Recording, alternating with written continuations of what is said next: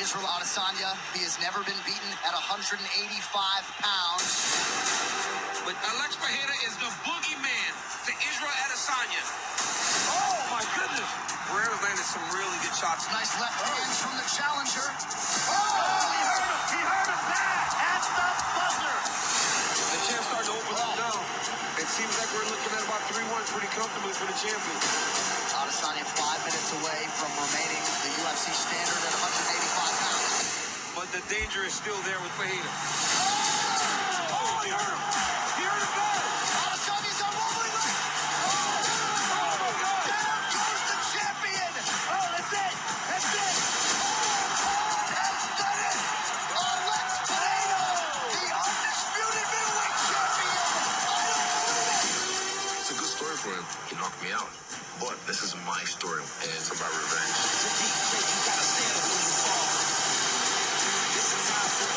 A fantastic night of mixed martial arts, Miami. Adesanya. This is an opportunity for him to get revenge and to show how great he truly is. But Alex Pereira did edge killer. Think that it comes to the if you see me out the door. Put your hands on like what's the stack? Alex Pereira. You cannot stand in front of that man. He knocks people into other dimensions. The king of Miami, Jorge Game Plan Masvidal. I'm gonna be the most violent I've ever been. Gilbert Kareem Gilbert. He's a real threat wherever he goes. He's gonna be a war. Crazy night. I cannot wait.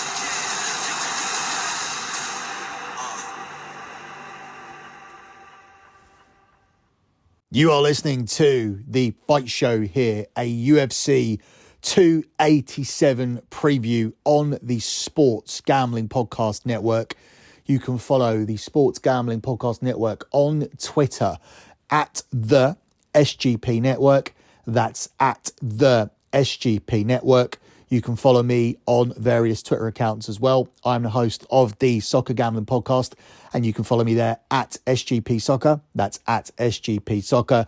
You can also follow me at LockBetting.com. That's at LockBetting.com. That is the Twitter account for the Lock Betting Podcast. That is a free sports betting podcast, the home of Das Bundesliga show. Cashed another lock today on Borussia Dortmund. And also the Twitter account for LockBetting.com.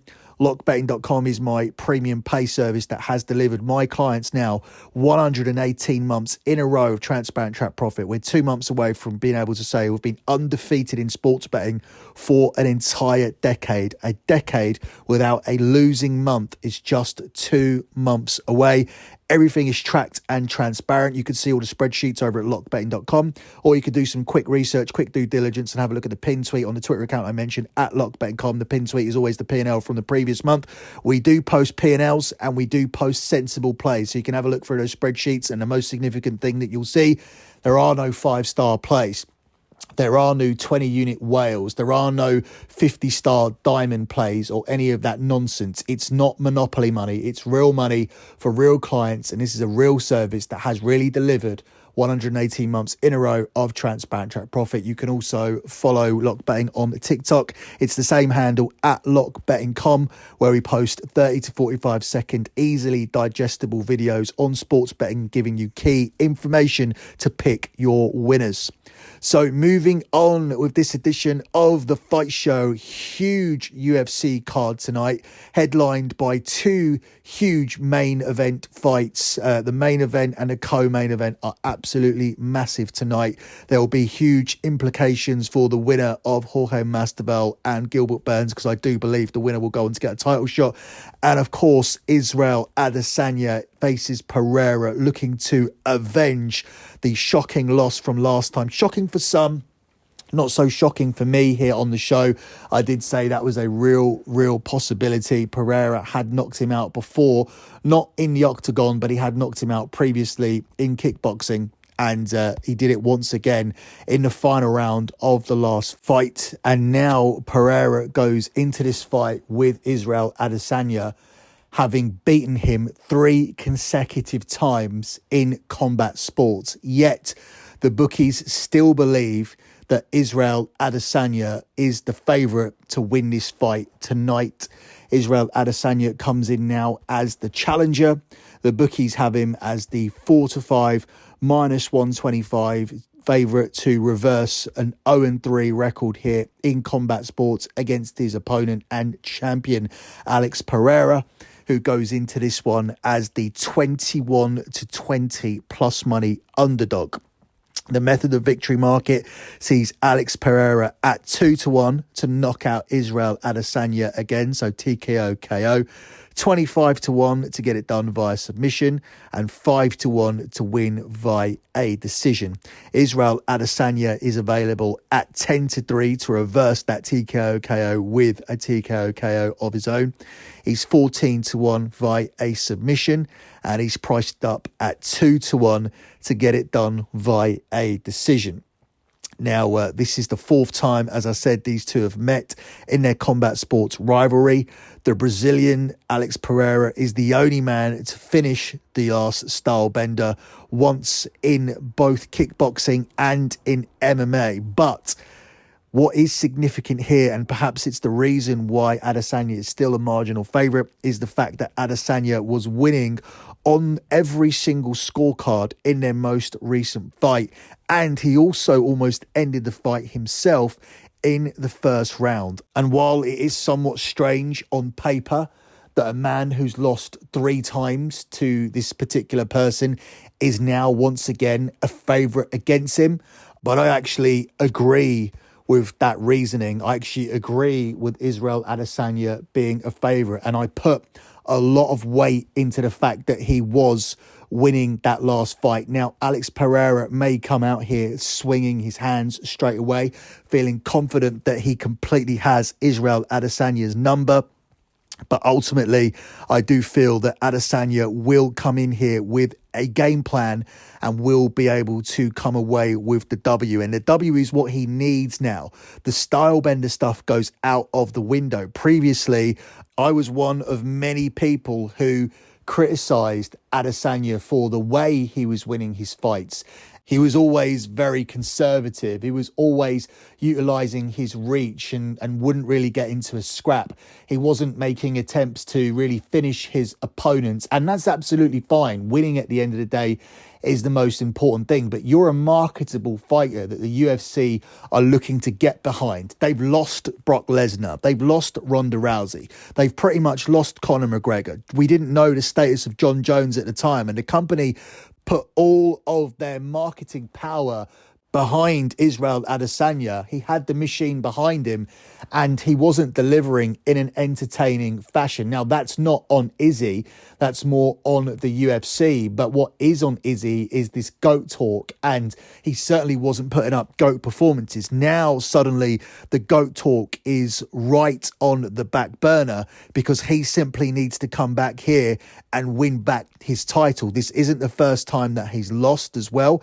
He tried to move up a weight, which was a ridiculous decision. And it was made to look like a ridiculous decision when Jan Blachowicz convincingly beat him at UFC 259 via a decision. He hasn't looked great since taking apart Paulo Costa at UFC 253, but that was back on the 27th of December 2020. Since then, he's gone on to win a unanimous decision against Marvin Vettori, a unanimous decision against Robert Whittaker, a unanimous decision against Jarrett Cannonier, which was one of the most boring fights I've ever seen at UFC 276 in July 2022. And last time out, he was beaten via TKO against Alex Pereira, meaning he's lost 2 of his last 5 fights. So we are looking for a bounce back here from Adesanya. But style doesn't matter now, because if he doesn't win this fight and just come away with the W, then Israel Adesanya's stock drops significantly. Therefore, because of that reason, because I don't know what kind of tactics Pereira is going to implement, whether he's going to come out here feeling confident of taking Israel Adesanya out early. I'm not interested in the over-under rounds here. This fight is priced up at 2 to 5 to go over 2.5 rounds. There's absolutely no value there, in my opinion. Over 3.5 rounds at 8 to 13. Again, no value there, in my opinion. And fight to go to distance, yes, is a plus money selection at even money plus 100, or no at 8 to 11. Guns to my head, I do think the fight will go to distance. Gun to my head, I do think that Israel Adesanya will be able to grind out a decision, but I also feel that Israel Adesanya will be able to find a counterpunch in the pocket if Alex Pereira does decide to go gun-ho and feel super confident that he has this guy's number and can knock him out now anytime he wants. That will be a mistake, and that will be a dangerous thing to do against a counterpuncher like Israel Adesanya. I'm not saying that's how it's going to play out, but if it does, I do fancy Israel Adesanya. If it doesn't, I still fancy Israel Adesanya. I fancy Israel Adesanya to not succumb to the pressure of wanting to be the GOAT, to not succumb to the pressure of being in the main event, to not succumb to the pressure of trying to find a finish because he's been criticised for not finishing people. He needs to win. He needs to do what champions do and bounce back and beat people that beat you. He needs to learn from the loss and turn up here and reverse that and get his first win in combat sports against Alex Pereira. Now, we saw Kamaru Usman completely disappoint in the same spot a few weeks ago against Leon Edwards. He did not take the fight to Edwards, and he was the victim of that old cliche, you have to beat the champion. And that's what Israel Adesanya needs to do here. If he does win it on the scorecards, he needs to deliver 3 clear, wide rounds here to win the fight. Is he capable of doing that? We'll find out tonight. In my opinion, he does. I'll keep this selection nice and simple. I like Israel Adesanya to get his hand raised tonight. We're going to take Israel Adesanya outright just to win the fight, and we'll take them at the price of 4 to 5 minus 125 in tonight's main event. Before we move on to looking at the co-main event here as Jorge Masvidal takes on Gilbert Burns, let me tell you guys here about Underdog Fantasy. We are brought to you by Underdog Fantasy, and Underdog Fantasy is a great place to get down on fantasy and player props all year long. Underdog Fantasy has your favorite NBA, NHL, and MLB daily games. Plus, they're already doing best ball drafts for the 2023 NFL season. Head over to underdogfantasy.com and use the promo code SGPN for a 100% deposit bonus up to $100. That's underdogfantasy.com and the promo code SGPN.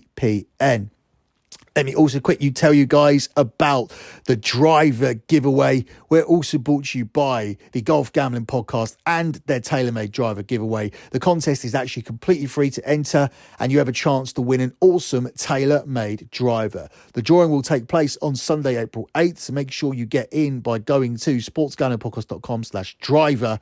That's sportsgamblingpodcast.com/driver. Before we move on to covering the fight between Masvidal and Burns, let's have a listen to what Kamaru Usman had to say. We mentioned Kamaru Usman earlier on in the show. He spoke about this fight prior to his defeat against Leon Edwards. Perhaps he was looking ahead a little bit too much, but he was asked about the winner of this fight. So let's have a listen to what he had to say. Just a quick one here. Yes. I just wanted to get your thoughts on Jorge Masvidal and Gilbert Burns for Miami. How do you think that goes down? That is a spectacular fight. Spectacular fight. I will be there, hopefully as the third two-time UFC champion. Was it the Matt Hughes GSP? Did Matt Hughes didn't do it? Yeah, I thought so. So, being there with the greats. So, being as a two-time UFC welterweight champion, I will be there watching. But I think that is a spectacular fight. I think, obviously, we all know Gilbert Burns is grappling. Once he gets you down, you're in for some work. And believe it or not, Jorge Masvidal is a unique style for a guy to be a kickboxer, stand straight up. He's directly standing straight up, but he's so hard to take down. And I think, that's not going to be as easy as it looks. I think that's a spectacular fight. I will be there front and center as a fan watching because, I don't go to too many more events, so I would definitely will be there as a fan watching, and I can't wait to watch that one. Yeah, so he actually said it's not going to be as easy as it looks. Perhaps he was referring to the betting line here, because the betting line makes this look like a very, very easy night's work for Gilbert Burns, with Masvidal, the significant underdog. Now, obviously, for marketing reasons, it would be beneficial to the UFC if Jorge Masvidal was to win this. That does open the door up to a lot of fights. He could go on to fight Leon Edwards. He could go on to fight Conor. It throws Conor and Masvidal back into the mix as well, along with, of course, Conor needing to win his fight against Chandler. But again, even if Chandler does beat Conor, Chandler-Masvidal is a fight that you could do. Masvidal-Edwards is a fight that you could do as well. But there's loads of different options, and all fighters are more marketable than Gilbert Burns. But Gilbert Burns here is a significant favourite for a reason. The bookies have him as a 1-5, -500 favourite to win the fight, with Masvidal priced up at 7-2, +350.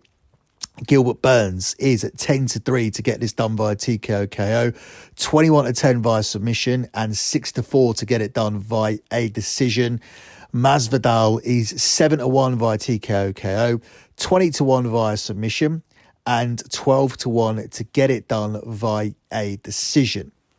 The over-under markets here see the over 2.5 rounds priced up at 10-11, with the under 2.5 rounds at 4-5. Fight to go to distance, yes, 6-5 +120, and no at 4-6 -150.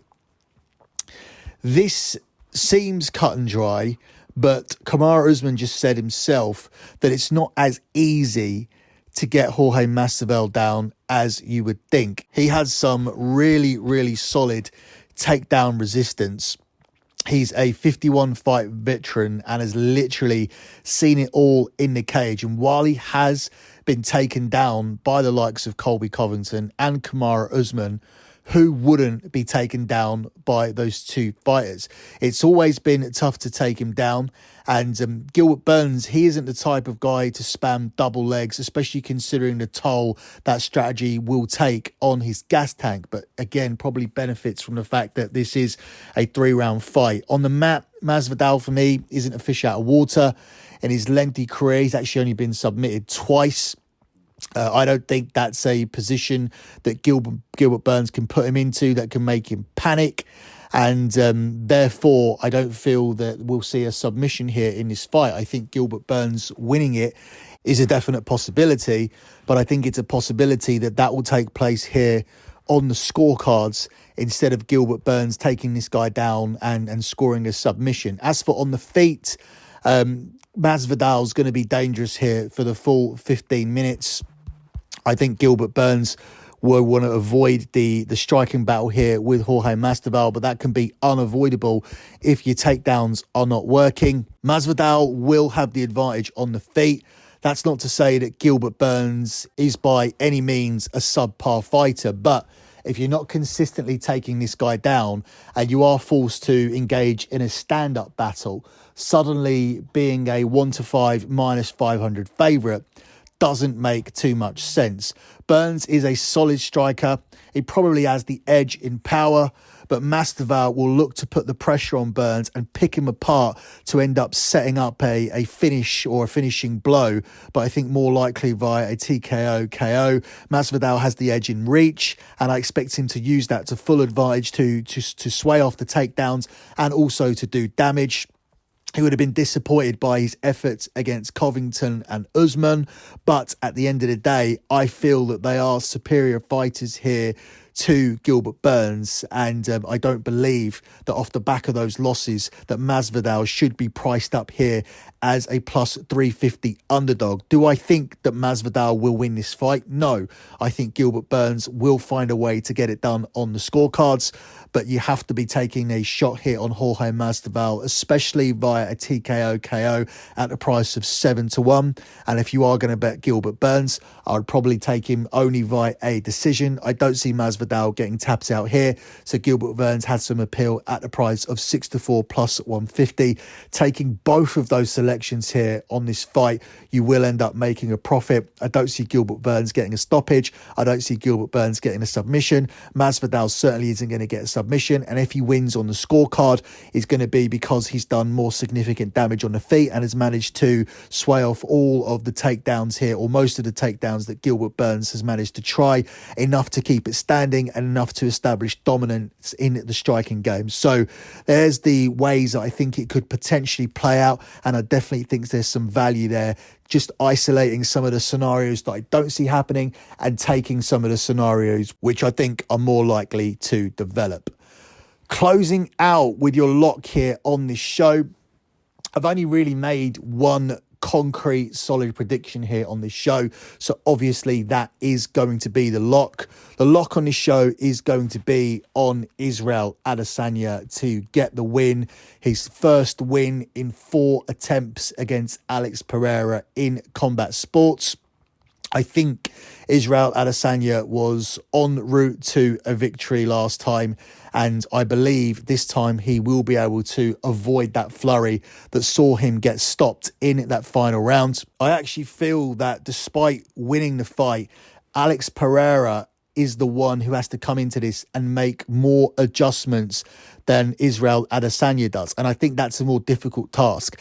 Adesanya is a guy who can come into this fight and he can point to that one exact moment in the 5th round of their fight at UFC 281 to see where everything actually went wrong for him. Pereira, I think he has more catching up to do.